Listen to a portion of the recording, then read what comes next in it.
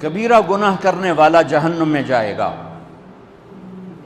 معاف کر دو، اس کا قانون، اس کی رحمت ہے، یہ آخری انسان جہنم سے نکلے گا، آخری سب سے زیادہ سزا کاٹ کے نکلے گا۔ جب وہ جنت کے دروازے پر اللہ تعالیٰ اس کو نا اوپر لائیں گے، یہاں ایسے آ جائے گا، یہ پیچھے کمر کو آگ لگ رہی ہے اور یہ آزاد ہو گیا ہے۔ اب اللہ اسے دل لگی فرمائیں، اس کو ایک درجہ دکھائیں، کہے گا یا اللہ مجھے یہ نصیب فرما دے، میری کانڈ سڑ گئی ہے، مجھے وہاں پہنچا دے۔ تو اللہ تعالیٰ فرمائیں گے اگر میں نے وہاں پہنچایا پھر کوئی مانگے کہ نہیں، کچھ نہیں مانگتا، مانگتا ہی بہت۔ جب وہ پہنچے گا ابھی اس کا آخری مرتبہ آگے، تو اللہ ایک اور درجہ دکھا دے گا۔ جب اسے دیکھے گا تو انسان کی طبیعت میں لالچ تو ہے، رکتا تو ہے نہیں، تھوڑی دیر بعد کہے گا یا اللہ اے دے دے، تیری کڑی کمی۔ تو اللہ تعالیٰ کہیں گے پھر اور مانگے گا، نہیں بالکل نہیں مانگتا، تو اللہ تعالیٰ وہاں پہنچا دے، پھر ایک اور دکھا دے گا، تھوڑی دیر تو صبر کرے گا، پھر کہے گا یا اللہ کوئی گل نہیں، اے دے دے، تیرے کو ان کا گھاٹا ہے، اور مانگے، نہیں بالکل تیری عزت کی قسم۔ اب اللہ اس کو اس کا اصلی درجہ دکھائے گا، لیکن اب یہ ڈر جائے گا کہ اتنی باری میں چکر بازی کی تھی، جو ہوں مانگیا تھا کہ نہیں واپس دے ٹکٹ نہ لگے، لہٰذا وہ چپ ہو جائے گا، مانگے گا۔ اب اندر ہی اندر وہ ڈر رہا ہے، اور ادھر بے صبرہ بھی ہو رہا ہے، آدمی پیدل ہو جاتا ہے، چل کوئی سائیکل ہی دے دے، میں سورا بھی دے دے، کوئی گھر نہیں چلاواں تو صحیح۔ جب سائیکل آتا ہے تو کوئی موٹر سائیکل گزرتا اللہ صحیح، یا کوئی موٹر سائیکل دے دے، میں بھامے سزوکی ہوئے وہ تو دے دے۔ جب سزوکی موٹر سائیکل آ جاتا ہے پھر گاڑیوں دیکھتا ہے، کہتے ہیں کوئی موٹر ہی دے دے، بھامے سزوکی ہوئے۔ جب سزوکی آتی پھر آندہ یا اللہ ٹویوٹا دے دے، جب ٹویوٹا آتے یا اللہ لینڈ کروزر دے دے، مقدہ تک کدا ہی نہیں آتا حرص و حوث۔ اس لیے میرے نبی فرمایا قبر کی مٹی تیرے حوث کو بھرے گی۔ جب وہ چوتھا درجہ نظر آئے گا نا، جو اس کا اصل ٹھکانہ ہے، اب ڈرے گا کہ کہیں ریورس نہ ہو جاؤں۔ اب اللہ کہے گا میرے بندے اللہ تسأل، مانگتے نہیں ہو، مانگتے نہیں، کہے گا یا اللہ اب مجھے ڈر لگتا ہے کہ تو مجھے پیچھے ہی نہ ہٹا دے۔ تو اللہ تعالیٰ فرمائیں گے اچھا یہ بتا، میں آپ کو بتا رہا تھا کہ لا الہ الا اللہ پاسپورٹ ہے، محمد الرسول اللہ ویزا ہے۔ کس ملک کا ویزا ہے؟ جس کا سب سے چھوٹا درجہ، چھوٹے پر میں اتنا زور لگا رہا ہوں کہ اور میرے کو زور ہے ہی کوئی۔ اب وہ بتانے لگا ہوں، اب اللہ اسے کہے گا اچھا میرا بندہ یہ تو بتا، میں نے جس دن دنیا بنائی تھی اس دن سے لے کر جس دن ختم کی تھی اس کا 10 گنا کر کے تمہیں دے دوں، راضی ہو؟ 10 گنا اس دھرتی کا، آج کا نہیں، دنیا کے وہ پیدا ہوئے سائنسدان کہتے ہیں 25 سے 30 ارب سال ہے، ٹھیک، اور پتہ نہیں آگے کب چلے گی، خیر ہن پیچھے تھوڑا ہی کام رہ گیا، تو 10 گنا دے دوں؟ وہ اس کو یقین نہیں آئے گا، بے یقینی میں کہے گا یا اللہ ربو کے ہاسا کیتی جانا میرے نال ہاسا نہ کر۔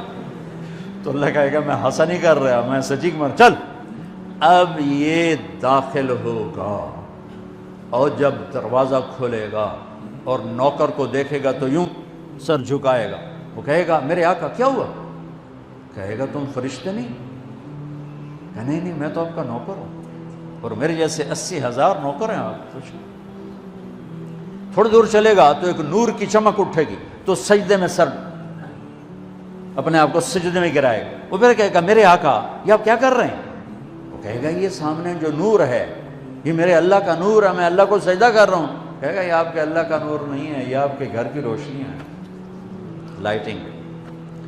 آگے چلے گا تو قالین آ جائے گا، اس قالین پر کتنا چلنے کا ہے یہ زمانہ؟ 40 سال چلتا جائے گا تو تب جا کے وہ قالین ختم ہوگا۔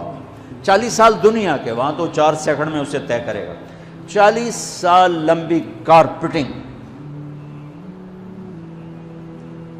نوابہ بہاولپور نے انڈیا سے بزرگ کو بلوایا تھا تو ان کے لیے کارپیٹنگ کی تھی، اسٹیشن سے لے کر محل تک، تو سارے ہندوستان میں غلغلہ مچ گیا، شور مچ گیا کہ نواب بہاولپور نے اتنا 4 میل لمبا قالین بچھا دیا۔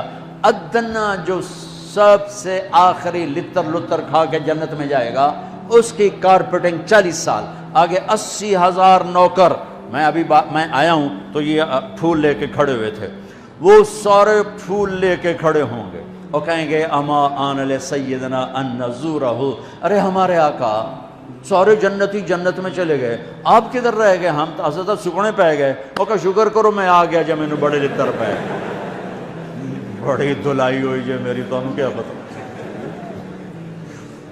تیرے کی فرشتیاں مار مار تباہی پھیر چھڑ گئے۔ 80,000 نوکر،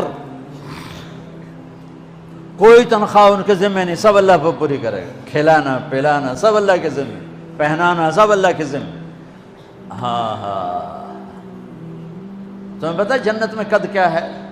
130 فٹ، 130 فٹ۔ آدم علیہ السلام کو اللہ نے 130 فٹ کی ہائٹ پہ بنایا تھا، ہماری اماں جان بھی 130 فٹ کی تھی۔